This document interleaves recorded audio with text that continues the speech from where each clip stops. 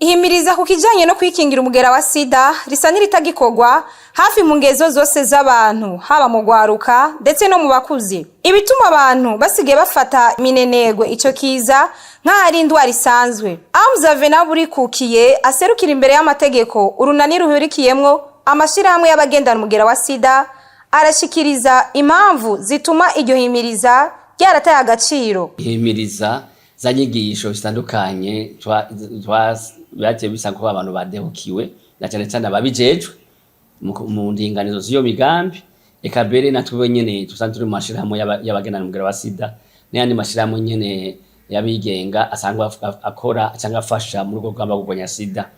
Murazi ko rero uruhara rw'amashirahamwe ari ku rubuga n'uruhara runini cyane mu guhimiriza kugira ngo abantu bose bamenye ibyo bwandu bwa sida. Mu programa yagiye arashirwa ubu habaye kutasubira guha agaciro cyane igikorwa cyo mashirahamwe akorana n'abenegihugu directement kugira ngo ihimiriza ribandanya. Ari abaganga batanguye mu rugamba rwo kurwanya sida batanguye ari umuhamagaro ari urukuro ari kubabara abandi bakayitangira abandi bataraba ibyo baza gukuramo ngabo ubu abantu baza baraba karusho. Amzave Naburikukiye arabandanya mu gushikiriza ivyokorwa kugira iryo himiriza kubijanye no kwikingira umugera wa sida risubire gukorwa neza nkuko vyahora. Abagira neza babaze abo bantu bona ko bozanga inyishu inyaruka abo barungika uburyo siho hari hakenewe cyane. Wewe bote babaze abo bari ku kivi ati tubafashe iki tubafashe gute ayima bo